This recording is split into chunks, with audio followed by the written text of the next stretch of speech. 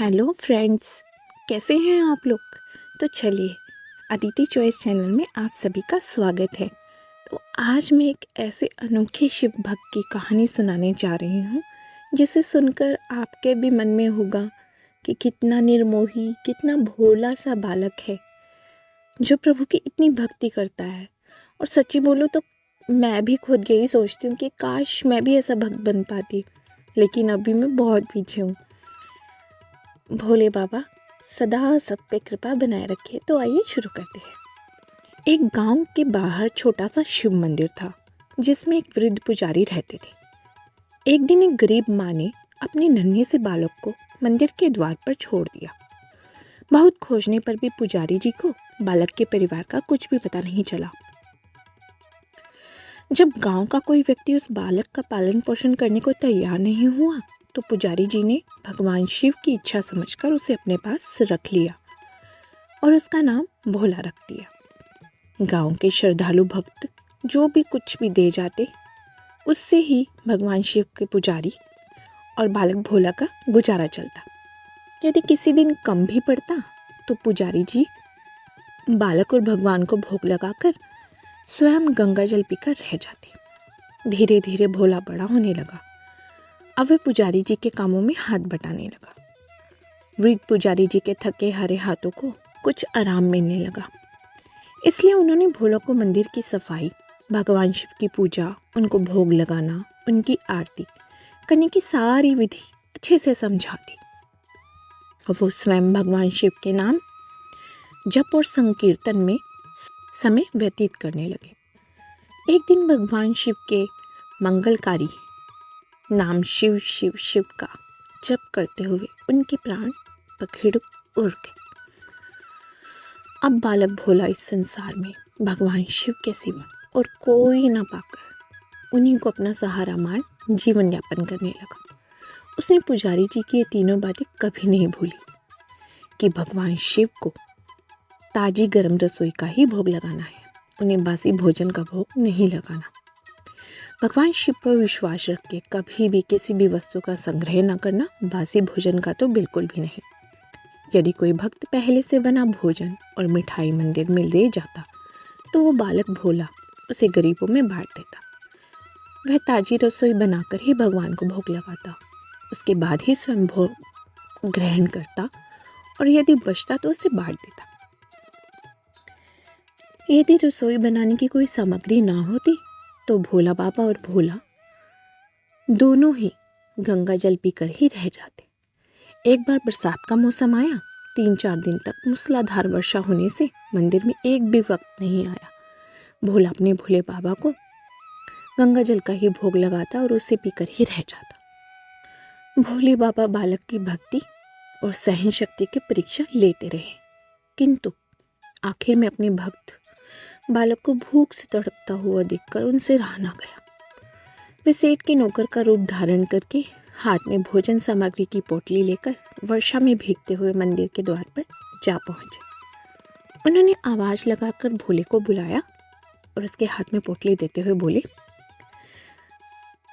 सेठ जी ने यह सीधा भेजा है, इसे रसोई बनाओ, भोग लगाओ और स्वयं भी प्रसाद खाओ। मैं कल फिर आऊंगा। भोले भक्त ने आशीर्वाद देकर उसे विदा किया और सूखी गीली लकड़ियों के धुएं में गर्म रसोई बनाकर भोले बाबा को भोग लगाया। पूरी बरसात के मौसम में भोले बाबा नौकर के वेश में भोले भक्त को सीधा देते रहे और स्वयं भी गरम गरम रसोई का भोग पाते रहे। एक दिन भोले भक्त ने सोचा कि सेठ जी को सीधा बेचते हुए 4 महीने हो गए हैं, किंतु वह स्वयं कभी भी मंदिर में भोले बाबा का प्रसाद ग्रहण करने नहीं आए। अगले दिन जब भोले बाबा नौकर के वेश में सीधे की पोटली देने आए तो भोला भक्त उनसे बोला, भाई, तुम्हारे इतने धर्मात्मा सेठ जी कभी स्वयं मंदिर में प्रसाद लेने नहीं आए। इस कारण मेरा हृदय अत्यंत दुखी हो रहा है। अपने सेठ जी से कहना कि कल वे मंदिर में प्रसाद ग्रहण करने अवश्य पधारे। सुनकर नौकर बने भोले बाबा चौंक कर घबरा उठे और बोले, पुजारी जी, सेठ जी मेरे द्वारा आपको सीधा भेजते तो हैं, आप इससे भगवान का जो भी भोग लगा रहे लेते हैं, स्वयं भी प्रसाद पाते हैं। फिर सेठ जी के बीच में बुलाने की है क्या जरूरत है, जैसा चल रहा है वैसे ही चलने दीजिए ना। भोला बोला, कैसे चलने दूं? आपके धर्मात्मा सेठ जी इतने दिनों से सीधा भेज रहे हैं, क्या मैं उन्हें भगवान का प्रसाद देने का अपना कर्तव्य भी पूरा ना करूं? मैं किसी का उधार खाने वाला नहीं हूँ। अपने सेठ जी से कह देना कि यदि कल भोले बाबा का प्रसाद ग्रहण करने ना पधारे तो मैं उनका सीधा लेना बंद कर दूंगा। अब नौकर बने भोले बाबा तो अपने भोले भक्त की अकड़ देखकर कांप उठे और सोचने लगे, और मन ही मन हंसे और बोले, वाह, आज तो लेने वाला ही देने वाले पर धोस दिखा रहा है।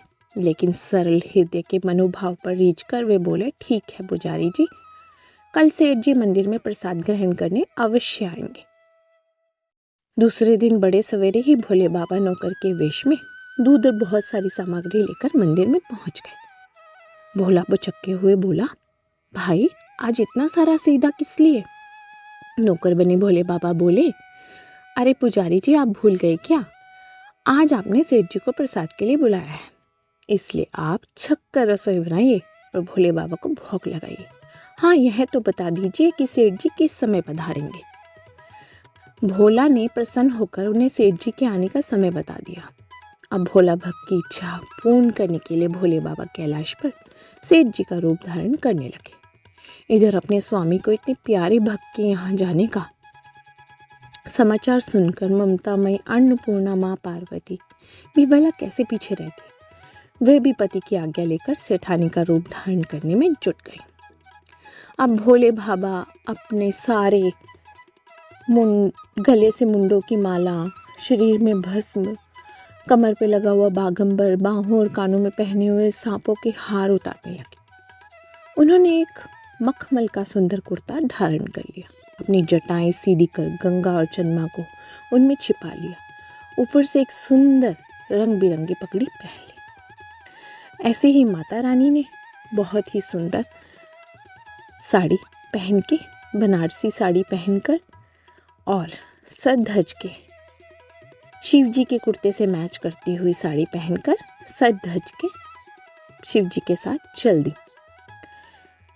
अब दोनों ही एक दूसरे को ऐसे रूप में देखकर निहारते ही रह गए एक दूसरे को। दोनों एक दूसरे को देखकर निहारे जा रहे थे। इससे पहले उन्होंने कभी भी एक दूसरे का ऐसा सुंदर रूप देखा ही नहीं था। जब भगवान गौरी शंकर सेठानी रूप का धारण करके कैलाश से अपने भक्त के यहाँ निमंत्रण उड़ाने चले तो गणेश जी, कार्तिकेय जी, नंदी जी, ऋषि मुनि, देवता सभी उन्हें देखकर ढके से रह गए। सेठ बने शिव जी अपने हाथ में ली हुई छड़ी को अदा से घुमाते हुए पृथ्वी पर टेकते हुए चले जा रहे थे और उनके पीछे बगल में पर्स दबाए सैंडल से टक टक और पायलों से छन छन की मधुर आवाज करती हुई माता पार्वती सेठानी बनी हुई चली जा रही। दोनों बहुत मधुर लग रहे थे। अपने भोले बाबा का भोग वह चलते फिरते बना लेता था, किंतु आज उन्हें कई महीनों से भगवान को भोग लगाने के लिए सीधा भेजने वाले सेठ जी को भक्त प्रसाद देना था। अतः आज उसने अपनी सारी पाक कला झोंक डाली। उसने सेठ जी द्वारा भेजे हुए चावल धोकर खीर बनाई, धीमी आंच पर चढ़ाई और तरह तरह के पकवान बनाए। रसोई बनाकर भोला भक्त पुनः स्नान करने चला गया ताकि स्वच्छ वस्त्र पहनकर भोले बाबा को भोग लगा सके और सेठ जी को उनका प्रसाद पवा सके। तब भोला भक्त स्नान करके लौटा तो देखा सेठ जी प्रसाद ग्रहण करने के लिए स्वयं तो आए ही हैं, संग में अपनी सेठानी जी को भी लाए हैं। भोले ने झट से दोनों को राम राम किया और आसन पर बैठाया। मैं अभी भगवान को भोग लगा के आता हूँ, फिर आपको प्रसाद परोसूंगा। भावना के भूखे भोलेनाथ जी से भूख तो बर्दाश्त हो ही नहीं रही थी, इसलिए वे बोले, पुजारी जी भगवान को जल्दी भोग लगाइए, मुझसे भूख सहन नहीं होती। भोला भक्त बोला, सेठ जी भूख तो मुझे भी बहुत जोरों से लगी है, लेकिन भगवान को भोग लगाने के पश्चात यदि दुनिया के सारे लोग इसी तरह अपनी भूख के लिए भगवान को भोग लगाना भूल जाए तो भगवान तो भूख को मर जाएंगे। सेठ जी बने भोलेनाथ एक पत्तल उठाते हुए बोले, पुजारी जी आप भोग लगाइए, इधर मैं पत्तल परोस लेता हूँ, मुझसे भूख सहन नहीं हो पा रही है। उधर भोला भक्त भगवान जी को डांटते हुए बोला, सेठ जी चुपचाप जल्दी से बैठ जाइए, मैं भोग लगा कर आता हूँ, तभी रसोई में जाके आपको परोसूंगा। तो भोले बाबा चुपचाप बैठ गए। अब सेठ जी बने शिव जी डांट खाकर चुपचाप अपने आसन पे जा बैठे। सेठानी बनी माता पार्वती उनकी दशा देखकर अपनी हंसी न रोक पाई। लेकिन जैसे ही भोला भक्त भगवान को भोग लगाने मंदिर में गया, शिव जी पार्वती जी को मौन रहने का संकेत करते हुए चुपके चुपके रसोई में जा पहुंचे। एक एक व्यंजन उठाकर चखना शुरू किया। लेकिन ये क्या, वो तो प्रसाद चखते ही भुचक्के रह गए। खीर में चीनी की जगह नमक, सब्जियों में चीनी भरी हुई थी और रोटियों में मिर्ची। वह सीसी करते हुए उल्टे पांव भाग आए और अपने आसन पर जा बैठे। माता पार्वती उनकी ये हालत देखकर हंस रही थी। इधर पहले ही भोले बाबा पार्वती जी के सामने सफाई दे पाते। ओम नमः शिवाय कहता हुआ भोला भक्त आ पहुंचा। उसने भोग को रसोई में मिलाकर उसे पवित्र बना डाला और सेठ जी के सामने पत्तल परोसकर हाथ जोड़ने लगा। सेठ जी, अब आप जी भर कर खाइए। भोले बाबा को भी भक्त की भक्ति से जोरदार उसके हाथ की बनी हुई रसोई चख चुके थे और उसे जीवने की बात सुनकर पसीने छूट उठे। अब भोला भक्त कहता है कि पहले तो आपको बहुत उतावली मची हुई थी, अब आप जीन क्यों नहीं रहे? तभी तो माता जी भी प्रसाद ग्रहण करेंगी, फिर मैं भी प्रसाद पाऊंगा। भोला की ललकार सुनकर भोले बाबा चुपचाप खीर का कुल्हड़ उठाया और सारी नमकीन खीर गटागट पी गए। कुल्हड़ खाली होने की देर थी, भोला ने उसे झट से भर दिया। अपने प्रिय भक्त के हाथ परोसे हुए भोग को भगवान ने दुगना स्वाद करके गटागट पीते गए। जब सारी रसोई समाप्त हो गई तो भगवान ने एक जोर की डकार ली। भोला को होश आया और बोला, वाह सेठ जी वाह, मैं ही बावला था जो इतनी थोड़ी सी रसोई बनाई। मुझे पता होता कि आपको प्रसाद ग्रहण करने का इतना शौक है तो और भी ज्यादा रसोई बनाता। भोले बाबा अपने पेट पर हाथ फेरते हुए सेठानी बनी पार्वती जी की ओर मुस्कुराते हुए बोले, पुजारी जी, मैं इतना रोज कहाँ खाता हूँ, किंतु आज प्रसाद इतना स्वादिष्ट बना था कि अपने पे वश ही नहीं रहा और खाता ही चला गया। किंतु तभी भोला भक्त रुआसा होकर बोला, वो तो बात ठीक है, लेकिन आज माता जी भी तो भूखी रह गई। ममतामयी पार्वती माँ से भोले का रुआसा मुख देखा नहीं गया और बची हुई खीर की 4 बूंदे अपने कंठ में टपका ली। भोले बाबा द्वारा प्रसाद भोग लगने से प्रसाद में अद्भुत अलौकिक स्वाद भर गया था। ऐसी सुगंधित और मीठी खीर चखकर माता रानी का कंठ तृप्त हो गया। भोला भक्त बोला, सेठ जी, आपने और माता जी ने ग्रहण कर लिया तो मुझे भी अत्यंत संतुष्ट हुआ। समझ लीजिए आप दोनों द्वारा प्रसाद ग्रहण करने से मेरा भी पेट भर गया। मैं तो वैसे भी महीने में 4 एकादशी हो जाती है तो एक भी अन्न का दाना नहीं लेता।